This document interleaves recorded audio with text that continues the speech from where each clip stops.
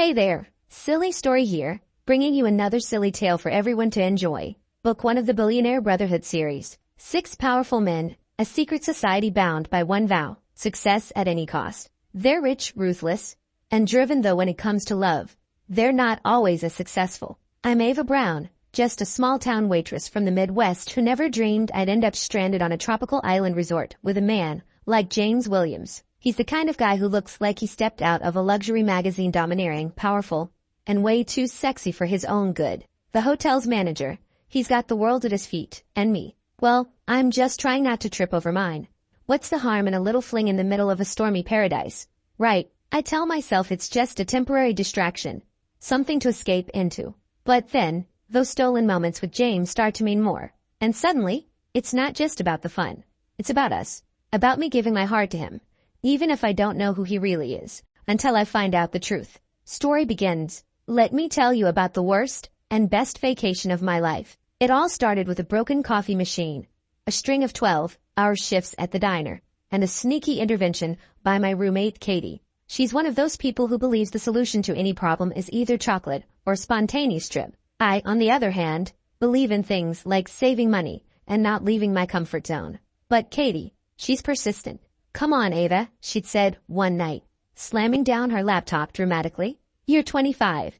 You've been out of college for a whole year, and you haven't taken a single day for yourself. You need a break. A break from what? I'd ask, gesturing to the pile of student loan bills on our kitchen table. From trying to not drown in debt. Yes, she said, unfazed by my sarcasm. Exactly that. You deserve some sun and inspiration. I rolled my eyes but didn't argue. I'd been planning a staycation, a glorious week of cheap frozen pizza, Netflix, and tackling my mountain of paperwork. The Bahamas were as far from my mind as the moon. But then Katie found a ridiculous flash sale on plane tickets.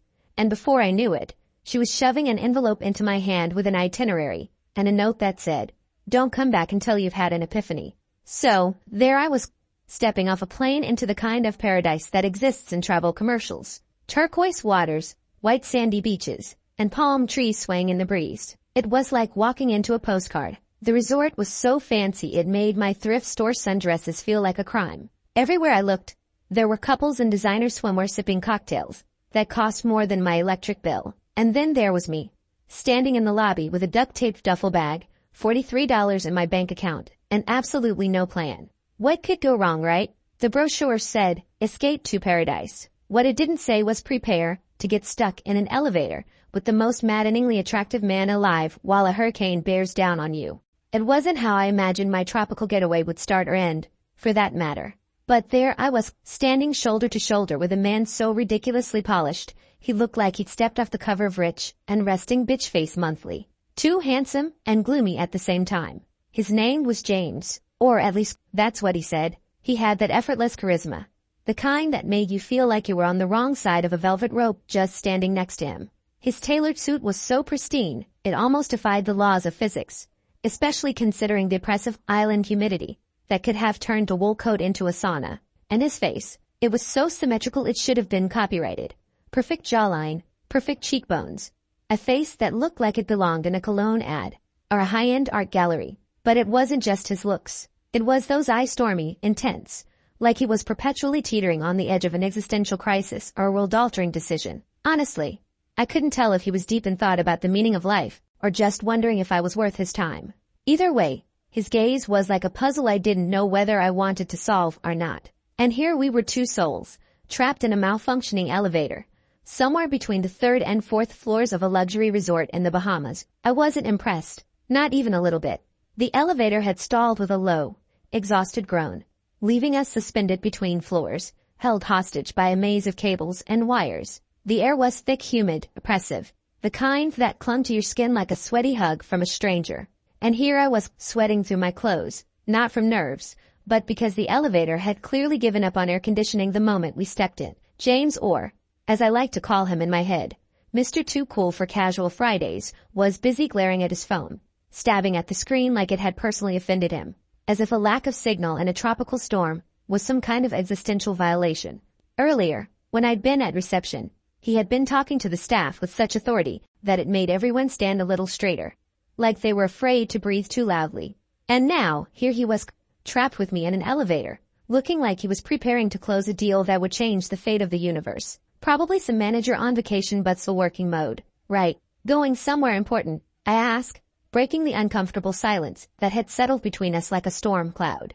He didn't respond right away, muttering something about the lack of service, likely cursing the Wi-Fi gods under his breath. Finally, he glanced up at me, his eyes appraising, like he was deciding whether I was worth his time, or just some random bystander in his carefully curated life. Not anymore, he said, voice smooth like a fine Scotch. That crisp British accent of his could turn even the most mundane statement into something profound. Oh, good, I said, leaning back against the wall, feigning nonchalance. That means you've got time to enjoy this once-in-a-lifetime experience. Being stuck in an elevator. Exactly. With me? For a split second, I thought I saw the corners of his lips twitch. I held my breath, hoping for a smile. But he didn't. Instead, he went back to his phone like he was too busy plotting his world domination to bother.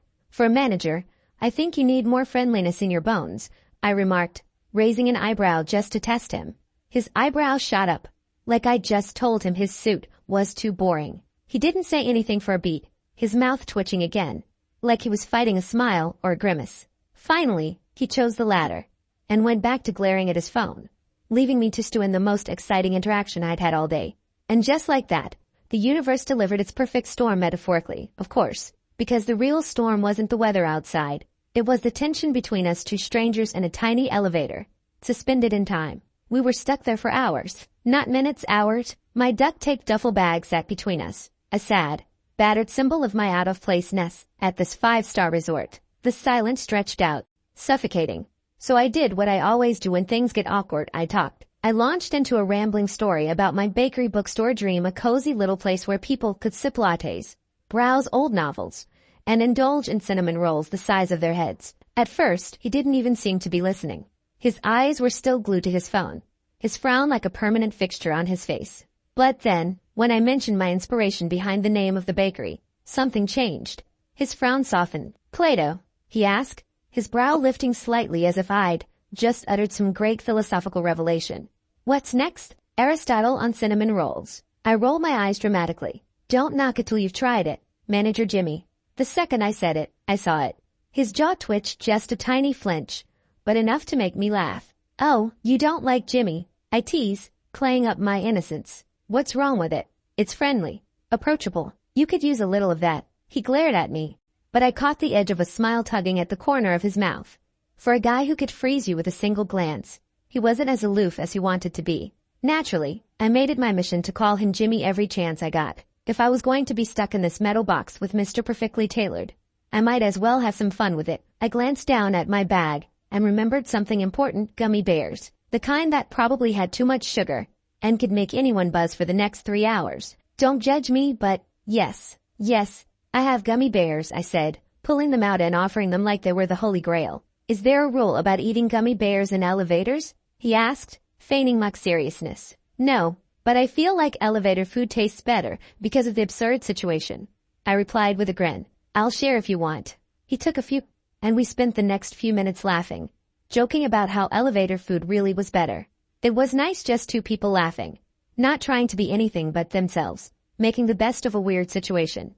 Then, out of nowhere, the elevator lurched, jerking to a stop so sudden it felt like we'd hit a wall. My hand shot out instinctively, and to my surprise, James's hand shot out at the same time.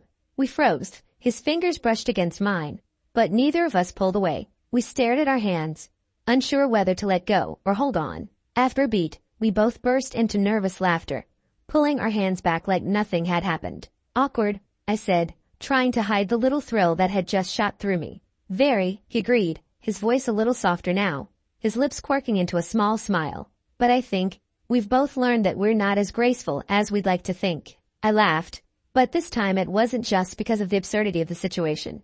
There was something else, something undeniable sparking between us. Well, I said, my heart suddenly racing, if we're going to get stuck in this elevator again, we should probably make a rule. No more touching unless it's for gummy bears. James smirked, a real one this time. Deal. And for the first time in hours, I didn't care about the elevator, or the storm outside, or even the fact that I had no idea what would happen next. All that mattered was the man standing next to me laughing like the world wasn't falling apart and the undeniable pull I felt in his presence. When the elevator finally lurched back to life, I thought that was it. End of our weird little encounter. James would disappear back into whatever mysterious business demanded his constant brooding, and I'd go back to pretending I fit in at this resort, making the most of my budget-friendly tropical getaway. But James kept showing up. It was never predictable. One minute, I'd spot him on the beach, staring out at the ocean like he was trying to solve all the world's problems. The next, he'd be sitting at the bar, swirling a drink with a faraway look in his eye, oblivious to the world. And then, somehow, he'd find me. The first time it happened, I was wandering down the shoreline, hoping to catch a decent sunset before my flip-flops gave out entirely. He appeared out of nowhere, like a ghost in an overpriced button-down shirt.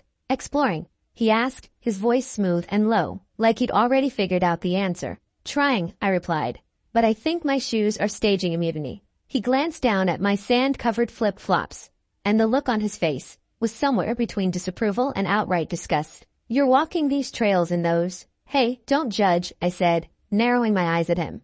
"They've been loyal companions through thick and thin." "They're a safety hazard," he countered, his tone so serious that I almost laughed. "Well, if you're so concerned about my well-being, maybe you should be my guide," I teased, tilting my head. James didn't laugh, but the corner of his mouth twitched, and for a second, I thought he might.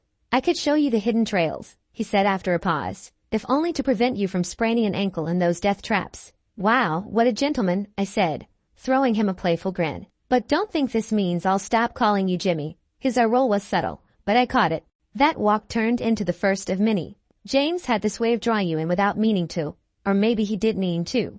And that was the problem. He'd show me these quiet little spots on the island, secluded coves where the waves lapped at the rocks, trails lined with wildflowers, and lookout points where you could see nothing but endless ocean. He was intense, moody, and maddeningly secretive. Half the time, I didn't know if he was sharing a genuine moment with me, or just indulging in some over-the-top existential crisis. But when he smiled, rare as it felt like the sun breaking through a storm. It wasn't just his smile either. It was the way he'd glance at me when he thought I wasn't looking, like I was some kind of puzzle he couldn't quite figure out. Or the way his voice softened just a little when I rambled about my bakery dreams or quoted Plato for the 100th time.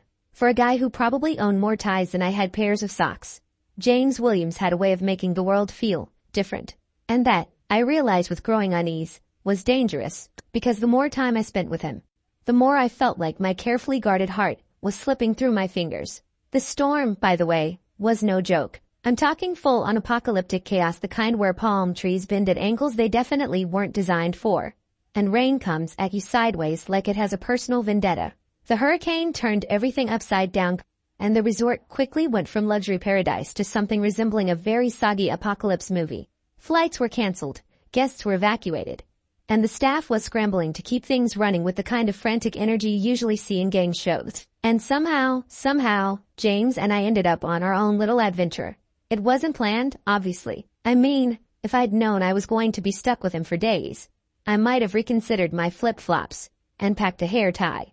But the universe had other ideas, because when the storm hit, we were among the last stragglers left behind, thanks to a mix-up with my passport and James' insistence that he had responsibilities. Spoiler alert, his responsibilities were me. Now, I know what you're thinking.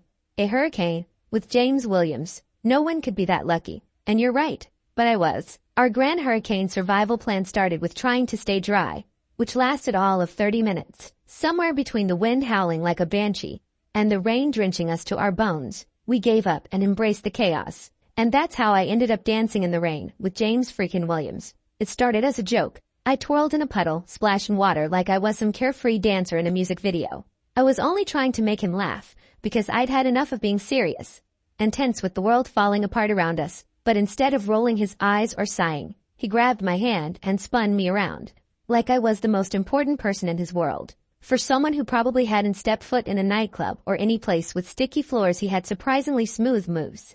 "Are you secretly a ballroom champion?" I teased, my voice almost drowned out by the storm, laughing as he dipped me dramatically in the middle of a puddle. "Not quite," he said, his rare smile breaking through the storm like the sun. And that smile, it did something to me, something that made the rain feel a little warmer, and the chaos of the storm feel less like an inconvenience and more like an invitation. "Yeah, right," I laughed, breathless, trying to get my balance as he brought me back up. My heart was racing, whether from the storm or the man in front of me. I wasn't sure, but I didn't care. We kept dancing, the rain slapping against us like nature's applause. But I didn't even care about that either. All that mattered was the way his hand felt around mine, the way he moved with me, like he wanted to forget everything else too. For a moment, the world wasn't falling apart, it was just us. We danced through the storm. Our steps weren't perfect, but they were ours. He spun me, I twirled. We laughed and fell into puddles, neither of us caring who saw us or what they might think. It was the kind of dance you do when you've stopped caring about everything else but the moment you're in. As the storm started to subside, the world became quieter, more still. And yet my pulse raced. The air between us felt thick, charged, like the storm had passed, but something else was rising. His forehead pressed against mine, his eyes glimmering with something that made my stomach flutter. In that moment, the last drops of rain fell around us, like the final notes of a song we'd been dancing to without even realizing it. I can't believe we're still alive, I whispered, still trying to catch my breath. James laughed softly, his chest vibrating against mine, and I felt it deep in my bones. You're a lot tougher than you look, Ava, he said, brushing a rain-soaked strand of hair from my face, his fingers lingering on my skin. The softness of his touch, the tenderness of his gaze, it was enough to steal the breath right out of my lungs. I couldn't find the words to respond, so I just smiled, feeling the weight of everything unsaid hanging between us. Because in that moment, I realized that the hurricane wasn't the only thing that had turned my world upside down. It was James, and for the first time since I'd gotten here, I felt like I could weather any storm with him. As the rain finally stopped, leaving the world around us glistening and fresh, I realized that what I thought was an impossible, fleeting moment had turned into something much deeper. There, in his arms, with the last echoes of the storm fading into the distance, I knew. This wasn't just a fling. This was something real, something lasting. And I was ready to face whatever came next, as long as I didn't have to do it alone. And for the first time, I wasn't afraid, because I knew, in the quiet stillness of that storm-cleared night, that I had found someone who could make even the wildest hurricanes feel like. The next day, he decided it was time to teach me how to fish. Why? I have no idea. Maybe he thought it was some essential survival skill, or maybe he just wanted to see if I could manage to look graceful with a fishing pole. Spoiler, I couldn't. Within minutes, I had managed to tangle the line so badly that it looked like I'd been trying to weave a friendship bracelet for a school project. I don't think this is how the professionals do it, I admitted, holding up the mess I created like it was a modern art masterpiece. James just stared at the tangled mess, his eyebrow arched in a way that suggested he was one minor frustration away from handing me a fishing pole and sending me to the nearest beginner's fishing 101 class. No, he said dryly, untangling it with the precision of someone who probably color-coded a sock drawer. I'm fairly certain they don't. I watched in awe as he fixed the line with surgical precision, like a man who'd spent years taming chaos. Meanwhile, I stood there like a confused goldfish, unsure of what to do next. At one point, I accidentally hooked the line around his wrist. Yep. That happened, leading to a full 5 minutes of me apologizing profusely while he tried to stifle his laughter. You're dangerous, he said, shaking his head with a grin that said you're both adorable and a hazard to my existence. Fishing is clearly not my calling, I admitted with a shrug. James looked at me, his lips twitching in that mischievous way of his. What is, then? He asked, clearly enjoying my utter lack of fishing skills. Cinnamon rolls, I shot back, grinning like I'd just solved the world's biggest mystery. Obviously. He laughed, the sound rich and warm. And for a moment, I forgot about the fishing pole, the tangled line, and the fact that I was probably ruining whatever fragile fishing plan we had. Because right then, the only thing I was focused on was the way he was looking at me. The way his smile made everything else feel unimportant. But there was more to James than fishing lessons and impromptu rain dances. As the days went on, the cracks in his perfectly polished exterior started to show. His usual mask of confidence started slipping here and there, like when his guard dropped just long enough for him to talk about his dad. Or when he spent an entire afternoon staring out at the ocean like he was trying to find answers to questions no one else could understand. The more I saw, the more I realized that James wasn't just the well-dressed, perfectly composed biz thought he was. Underneath all of that was a guy who was human, with feelings and a hell of a lot more baggage than I ever expected. But it didn't scare me. If anything, it made me want to know him even more. The tough exterior, that was just a shell. What mattered was what was underneath. And that was starting to get a whole lot more interesting. One night, while the storm howled outside, the kind of wind that made the walls creak and the air feel like it was about to swallow the entire world, James opened up about his father. The flickering candlelight cast long, dancing shadows on his face, making him look even more distant. as if the storm outside was a mirror to the storm inside him. He told me how their relationship had been complicated, how it was never what he wanted it to be. His voice wavered ever so slightly, as though admitting that vulnerability was a betrayal of the stoic man he'd spent years building himself into. He wasn't the father I needed, James said, staring into the flame. But he was the father I got. And now he's gone. And there's this whole Ava. This empty space that nothing seems to fill. There was so much pain behind his collected facade. For a guy who seemed like he had it all, money, power, control, he was carrying an awful lot of baggage. His voice cracked just for a moment as he spoke, and I could tell he was struggling to hold it together. I don't usually talk about this, he admitted, his eyes flicking to mine with a mixture of hesitation and raw honesty. The storm outside rattled the windows, but the real chaos seemed to be inside him, swirling and thickening the air between us. Why not? I asked softly, afraid that if I spoke too loudly, he might retreat into that perfect, polished version of himself again. He let out a deep sigh, his fingers tracing the edge of his glass like it was the only thing anchoring him to the present. Because people don't really care, he murmured. They just see the surface. People look at me and they think I've got it all figured out. But I don't. My heart ached as I watched him wrestle with his emotions, his words hanging heavy in the air. For all the times I had seen James as a confident, commanding figure, right then, in that dimly lit room, he looked like he was barely holding on, like a man who had been pretending for far too long. Well, I said, leaning forward, not caring that I was getting closer to the storm raging inside him. The surface is overrated. Tell me about the messy stuff. The words tumbled out of my mouth before I could think them through. But it was too late to take them back. There was something in the way he looked at me, something in his guarded expression that made me think maybe, just maybe, he needed someone to hear the messy parts, the parts that were still broken and unfinished. And for the first time, something shifted in him. The walls started to crumble, and he let his guard down completely. His voice was quieter now, the weight of his father's absence pulling at him as he continued. My father, he was never the kind of man who showed affection. He never told me he was proud of me. And when he passed, I couldn't help but wonder if I was ever going to get that. I've spent my whole life trying to prove something to a man who was never going to notice. The tears that had been lurking in his eyes threatened to break free, but he blinked them away before they could. I was never good enough, he whispered, as if admitting it was a secret he had kept buried deep in his chest for far too long. I reached out, my hand brushing against his, not wanting to say anything that would diminish what he was feeling. Instead, I simply held his hand, grounding him in the moment. James, I whispered, you are enough. You always have been. He didn't say anything, but the soft way he squeezed my hand told me everything. And for a long time, we just sat there, letting the storm rage on outside, while we stayed silent, our hearts speaking volumes that words could never reach. By the time the storm cleared, I wasn't just seeing the brooding perfectionist. I was seeing the man underneath it all, the one who danced in the rain and tried to teach me how to fish. The one who carried his pain quietly, but laughed like it surprised him every time. The hurricane might have turned everything upside down, but it also gave me a front row seat to the real James Williams. And let me tell you, that was worth every tangled fishing line. I didn't know then that James wasn't just the resort manager. I didn't know he owned the whole place, or that he was one of the richest men in the world. To me, he was just James, the maddening, brooding guy with the rare but devastating smile. The man who danced in the rain and argued about cinnamon rolls like his life depended on it. He felt real, grounded, human. Someone who could get exasperated when I called him Jimmy. Someone who could stare at the ocean like it held all the answers he'd been searching for. But that night, as the storm cleared and we sat side by side, I felt like I knew the truest part of him.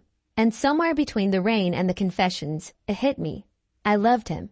But I couldn't bring myself to say the words just yet, not when I wasn't sure what this would become. What it meant that I was falling for someone who had hidden so much from me. And still, there was that tender, raw truth between us, a bond I couldn't deny. James, I began, my voice soft, but steady, I think I'm falling for you. His eyes met mine, those stormy eyes filled with something unspoken. The room was quiet, save for the soft hum of the wind outside. For a long, quiet moment, it seemed like he was considering whether to say it back, whether to admit it. But when he reached for my hand again, this time with a certainty in his grip, I knew. He didn't need to say it. I already knew. And that was all that mattered. But I was wrong. I found out the hard way. It happened in the most mundane setting imaginable. The lobby. The storm had passed, and things were starting to settle. Guests were trickling back, flights were resuming, and I was waiting for James, hoping to steal another moment with him before the real world barged back in. I was minding my own business, flipping through a glossy brochure about the resort's excursion snorkeling, sailing. Something about private yacht rentals, as if. That's when I overheard it. James' fiancé and Mr. Williams' empire. One of the staff members said, their voice laced with reverence, as though they were speaking of royalty, not a man in a suit. I blinked, the words sinking in like a stone tossed into a quiet lake, sending ripples through my thoughts. Wait, I interrupted before I could stop myself. My curiosity now entirely out of my control. Fiancé and Mr. Williams. Like, the owner Mr. Williams. The staff member froze, their eyes darting from me to the grand entrance of the lobby, as if searching for some invisible sign. It was a brief moment, barely a second, but it felt like an eternity, enough for the world to shift around me. In that fleeting hesitation, I knew that something was about to be revealed. Something big. Something that was going to change everything. Yes, they replied, their voice careful, as though walking on eggshells. Mr. James Williams. He owns this resort. Among others, the words hung in the air, distant and surreal.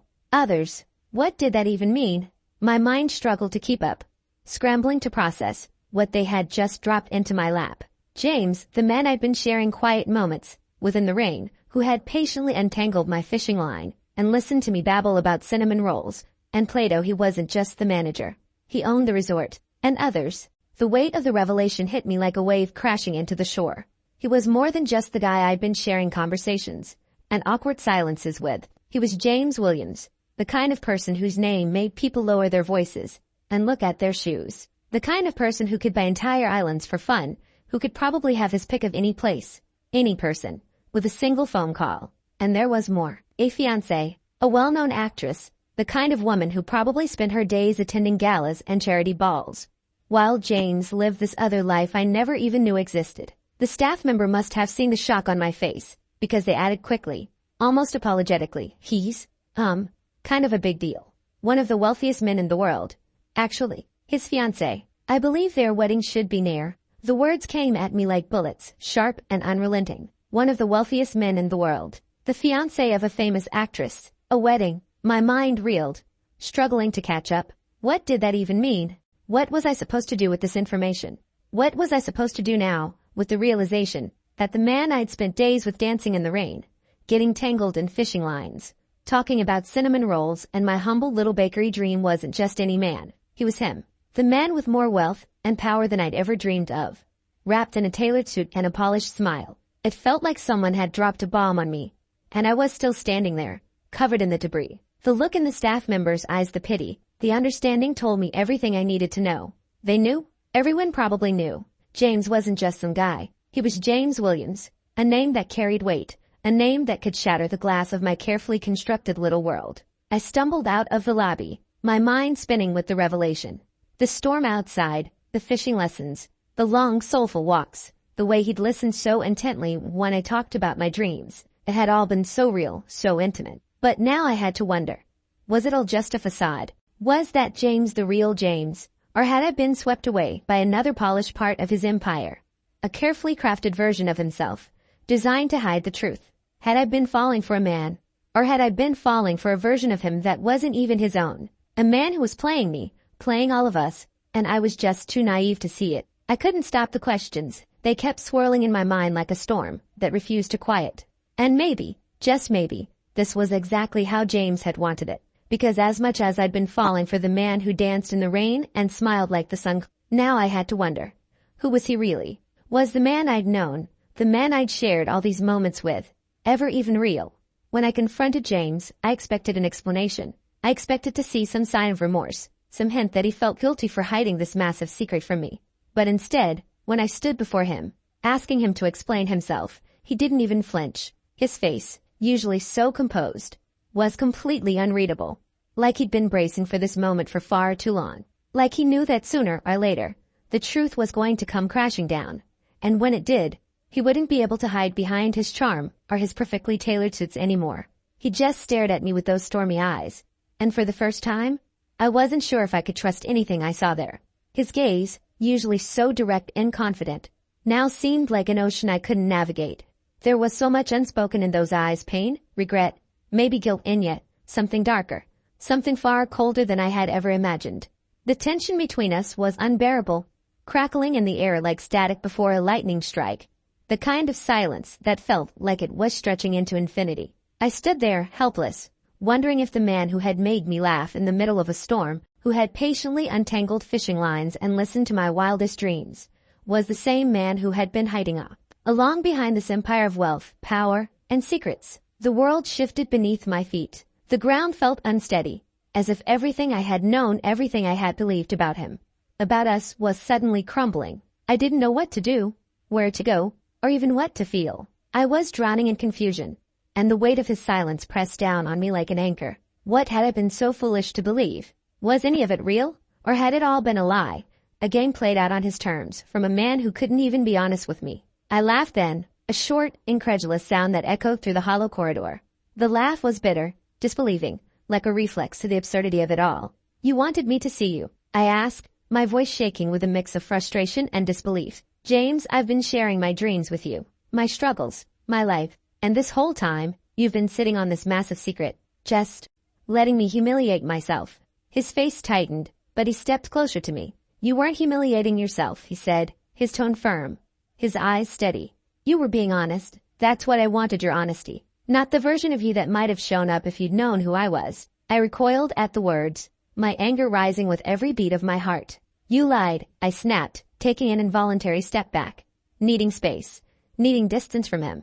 "I didn't lie," he shot back, his jaw clenching. "I just didn't tell you everything." "Semantics," I hissed, throwing my hands in the air. "You think that makes it better? You think that's not just as bad?" Frustration flickered across his features. He ran a hand through his hair, clearly torn between something he wanted to say and something he was afraid to admit. "I didn't know how to tell you. Every time I tried, Oh, don't give me that," I interrupted, my voice rising with the intensity of my emotions. "You've had plenty of opportunities. All those late night talks.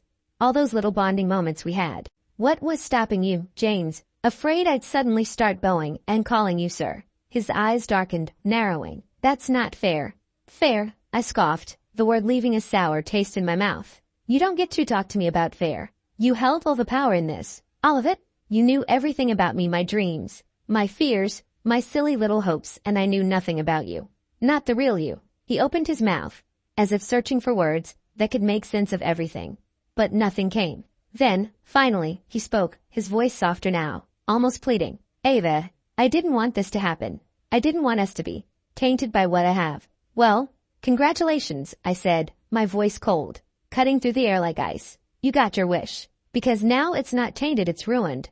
The words hit him like a physical blow. For a split second, I saw something in his expression crack, a flash of hurt, of regret, of something raw and real that I hadn't expected to see from him. But I didn't let myself care.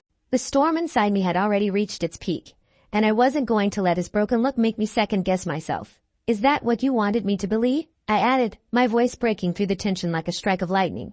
"That I was just some side project for you to entertain while you play house with your fiancé?" The word burned in my chest, tasting bitter and raw. "You know, the one you forgot to mention until now." His face went white, his eyes flickering, caught off guard by the accusation.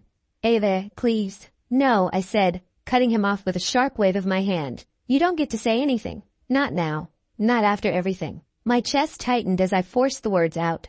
"The one thing I didn't expect was for you to be engaged, for you to be leading some life, a whole other world that you never bothered to tell me about. A world I was clearly never meant to be a part of." He flinched at the words, his face drawn tight with a mix of guilt and shame. I saw it. The cracks were there, but it didn't change what had been done. "I need to think," I said, my voice trembling but firm, my hands clenched at my sides, as if holding on to my last bit of control. "Away from here.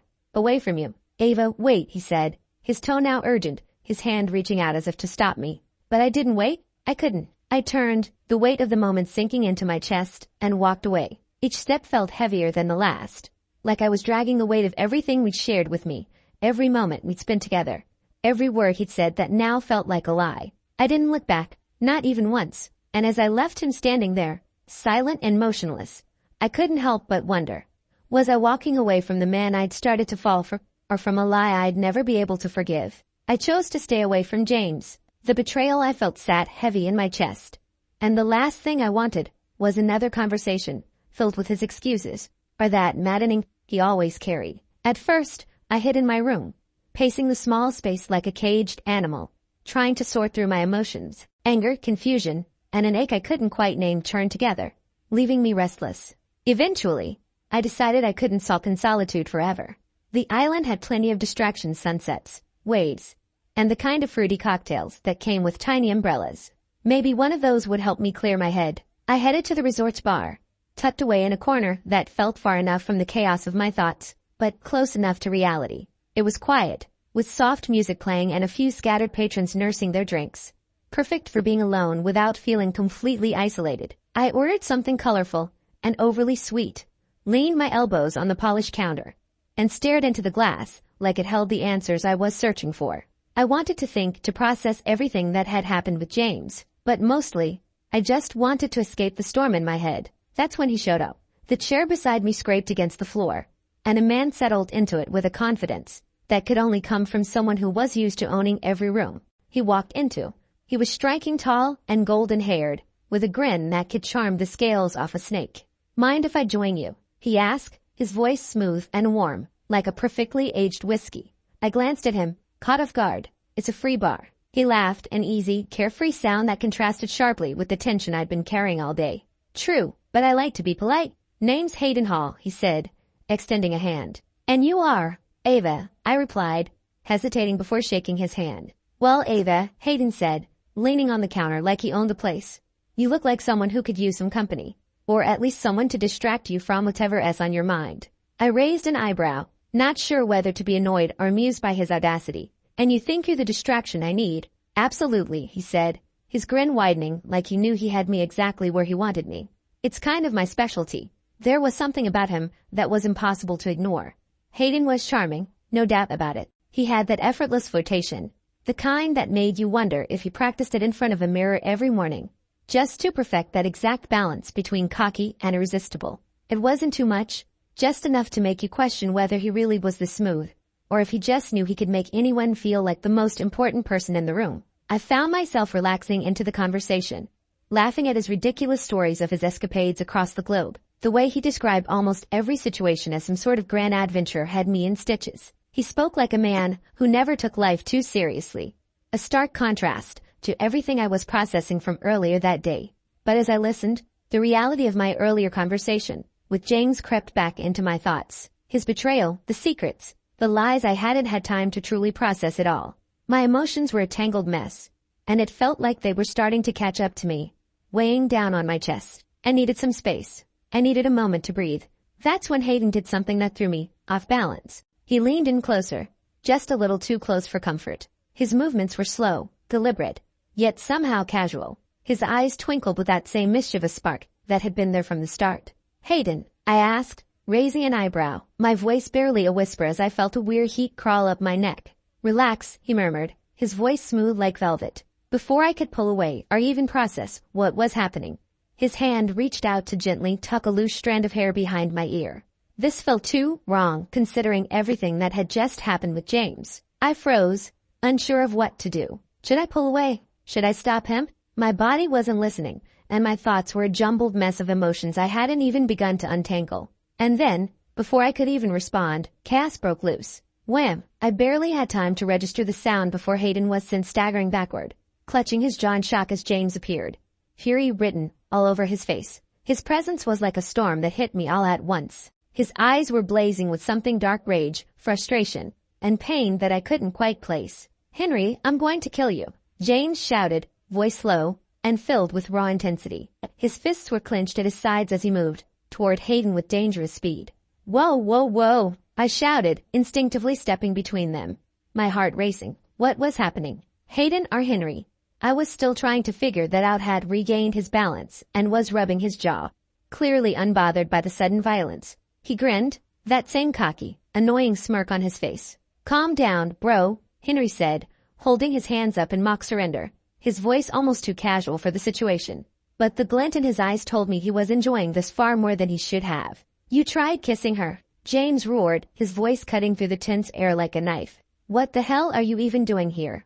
Henry shrugged nonchalantly, his eyes still fixed on me. "Having a little fun," he said, his tone dripping with arrogance. "You're so uptight, James. When was the last time you smiled? Or, let loose?" Ava here was just helping me with that. He shot me a wink, and I swear, my face turned beet red. I couldn't even tell if I was flattered or mortified. But I couldn't stop myself from blurting out, Henry. I thought your name was Hayden. James's eyes flicked to me, clearly just as confused as I was. What the hell is going on? He demanded, his voice hard as he turned his focus back to Henry. You pretended to be Hayden. Henry chuckled, the sound almost playful, as if this entire mess was one big joke to him. Pretended is a strong word, he said, flashing that infuriating grin of his. Let's just say I was borrowing the spotlight of my twin brother for a bit. He shrugged as if what he had just done was no big deal. I blinked, my mind racing to keep up. Borrowing the spotlight. Pretended. What was going on? Was this some kind of sick joke? Or had I really just spent the past hour laughing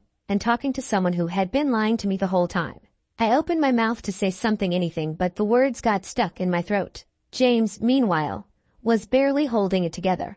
His anger was palpable, his fists clenched so tightly that his knuckles were white. I swear, Henry, I'll... James lunged at him again, but I quickly stepped forward, grabbing his arm.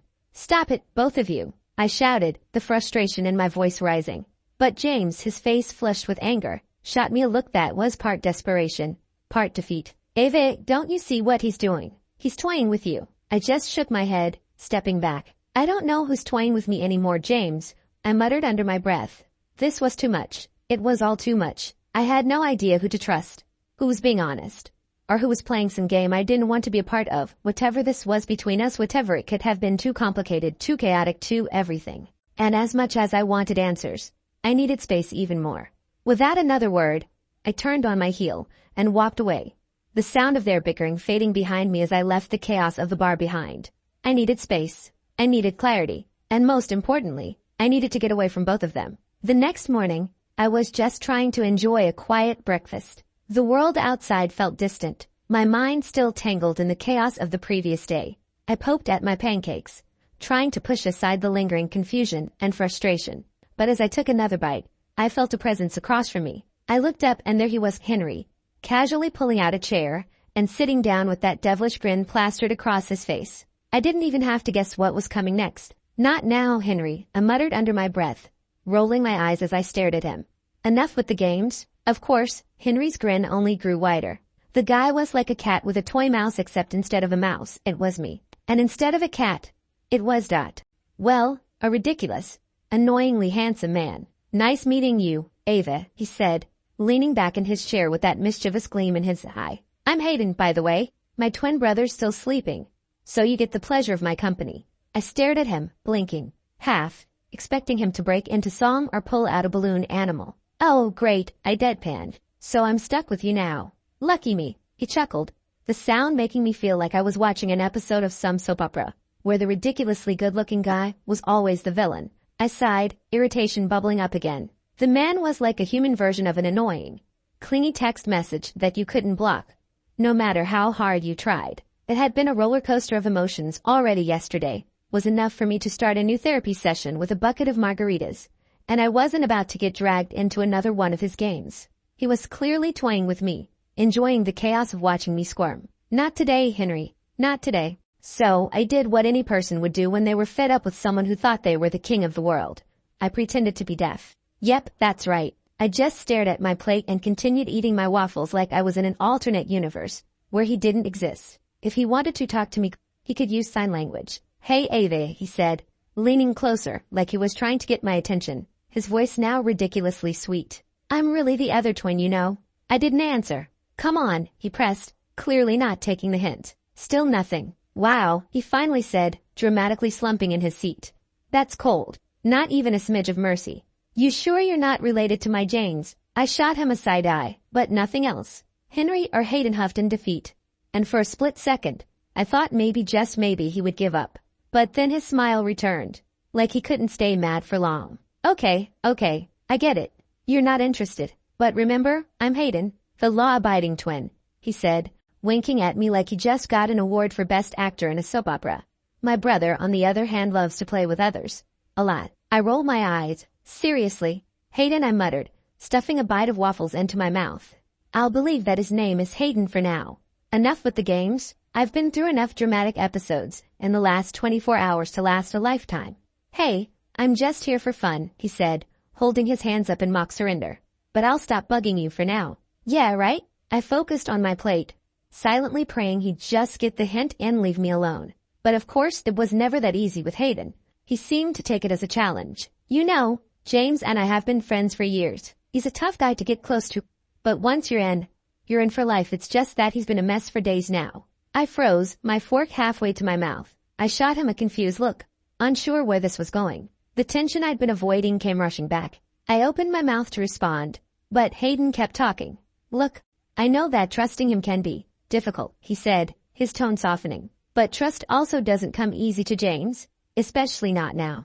Losing his father, and then the cancelled engagement. That hit him harder than he lets on. It's no excuse, but maybe it helps you understand why he's the way he is. Also, forgive my twin brother last night, Hayden said. He just wants James to let some of that emotion out, to actually reflect on what's going on with his life. And maybe, just maybe, your relationship. I felt both angry and guilty at once. Why hadn't he told me? But even more than that, I was angry at myself for not seeing it earlier. For thinking that James was simply an asshole.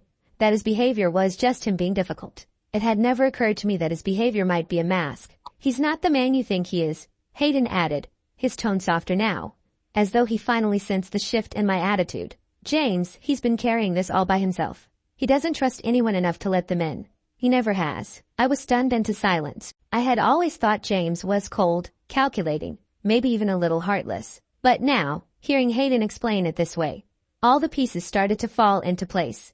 The distance, the anger, the lack of communication. It wasn't that he didn't care. It was that he didn't know how to care anymore. But why didn't he just say something? Why didn't he tell me? I asked, my voice coming out more fragile than I intended. Hayden shrugged. James doesn't do vulnerability. He never learned how. I swallowed hard, the weight of his words crashing down on me. My mind was racing. The revelation was too much, too sudden, and it left me reeling. I had been angry with James for so long, but now I saw him through a different lens. And I hated how hurt I felt that he hadn't trusted me enough to let me in. Don't be too hard on him, Hayden said, his voice low. It's not easy for him. It never has been. Why are you telling me this? I asked, my voice quieter now. Hayden tilted his head, studying me with a surprising seriousness. Because I think you're different. You make him let his guard down. And trust me, that's not something James does lightly. Just don't give up on him yet. I blinked, the words washing over me like a cold wave. I hadn't thought about it like that. All I'd seen was my own anger, my own sense of betrayal. I hadn't considered what James might have been hiding, not just about his wealth, but about his pain. I stared at him, stunned, unsure whether to thank him or yell at him for meddling. The truth was, I didn't know what I wanted. Forgiveness, closure, or just another fruity cocktail, and a plane ticket back to Ohio. Hayden leaned back in his chair, watching me carefully. I think you should talk to him, Ava, he said, his tone suddenly serious. If you want things to work, you need to give him a chance to explain. You both need to hear each other out, before it's too late. The weight of his words hung in the air like a heavy fog. I didn't know what to do with all of this new information. My heart was still beating too fast from everything that had happened, everything.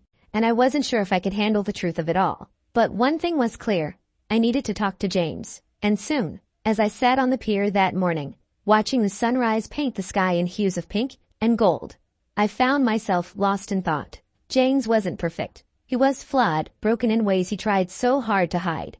And more than a little infuriating at times. He was the type of guy who could give a perfect speech at a gala, then trip over his own feet at the grocery store. But he was also the man who held my hand when the elevator shook like it was going to plummet into oblivion, who danced with me in the rain like nobody was watching, and who listened to my endless rants about philosophy like I was unraveling the mysteries of the universe. So when he showed up, looking more unsure of himself than I'd ever seen him, I knew something serious was coming. The bravado, the confident, unshakable James, the one who had once made me feel like the most important person in the room, was gone. And his place was a man I barely recognized. I need to tell you something, he said, his voice quiet, eyes studying the ground, like he was trying to gather the courage to speak. I felt my stomach twist, half expecting a confession of some kind of misstep on his part. But what he said next caught me completely off guard. I was engaged, he began slowly, as if the words themselves were heavy stones in his mouth. I froze, my heart skipping a beat. Engaged? To someone else? The thought felt foreign. He'd never mentioned anything about a past relationship this serious. I asked, my voice cracking slightly despite myself. He nodded, running a hand through his hair. And for the first time, I saw a flicker of vulnerability in his eyes. My ex, we were supposed to get married a few months ago. The wedding was planned, the dress, the venue, all of it. But then, after my father's funeral, everything changed. I didn't know where this was going, but I could feel the weight of the words hanging in the air like a storm cloud. After your father's funeral, I repeated, trying to connect the dots. He nodded again, his jaw tightening. My father, he was everything to me. When he died, I thought I'd lost everything, and I leaned on her, on my fiancé, for support. But after the funeral, I found out that she was already seeing someone else. She'd been cheating on me the whole time. I could see it, the rawness in his eyes, the pain of a man who had lost not just his father, but the woman he thought he was going to spend his life with. My breath caught in my throat, and all I could do was stare at him, trying to make sense of it. She was seeing someone else, I asked, my voice soft, barely above a whisper. James nodded, his eyes fixed on the horizon. The worst part, I found out in the worst possible way. I came back to our apartment, to our home, and there she was, with him. Like everything I thought we had was a lie. And after that, I just couldn't bring myself to go through with the wedding. I couldn't even look at her. My heart ached for him. I couldn't imagine the betrayal, the devastation of having your entire life flipped upside down in a single moment. He'd lost his father, and then his fiancé, and his trust in people. And you didn't tell me, I asked, my words coming out softer than I intended. I was still processing everything, but I needed to know why he hadn't been upfront with me about any of this. He seemed to hesitate, then said quietly, I didn't want you to think I was just some guy running away from my problems. I wanted to be more than that. I wanted to be with you, not someone who's still drowning in the mess of the past. He looked at me, his expression vulnerable, a side of him I hadn't seen before. But I should have told you the truth. I didn't want you to find out this way. I didn't want to be the guy with the sad story, the one you'd feel sorry for. I felt the weight of his words settle in my chest, and suddenly, everything seemed clearer. This wasn't about me, about my reactions, or my feelings. It was about his own battle with trust, with loss, and with the pieces of his life he'd been trying to put back together. I'm not asking you to change who you are, he said softly, taking a tentative step toward me. I'm just asking for a chance to be part of your world, a chance to show you that I'm not the same person I was before. The old me, the one who was quick to run when things got complicated, might have walked away right then. But the new me, the one who had danced through storms, tangled fishing lines, and shared cinnamon rolls with a man who seemed to always have a secret, wasn't so quick to make judgments anymore. I took his hand in mine, feeling the warmth of his touch, and smiled slightly. Fine, I said, my voice playful despite the seriousness of everything. But you're making nachos tonight, and no shortcuts. I want full-on cheese and guacamole. He blinked in surprise, clearly expecting a different response. But then a smile tugged at his lips. Nachos, huh? I'm pretty good at nachos. Well, I hope so, I said, teasing him. You've got a lot to make up for. And just like that, the world didn't feel so heavy. Paradise didn't seem so far away anymore. Because sometimes, paradise wasn't a place, it was a person. A person who, despite everything, was willing to stand by you, tell you their deepest secrets, and share nachos with you on a lazy evening. And in that moment, I realized I wasn't just falling for the man who had the world at his feet. I was falling for the man who had finally allowed himself to be seen. And that was everything. Story ends. Thanks for listening. Make sure to visit our YouTube channel. If you enjoyed this, show some love by hitting like, sharing it with someone you know, and subscribing so you can be part of this channel's journey. See you again for another silly story.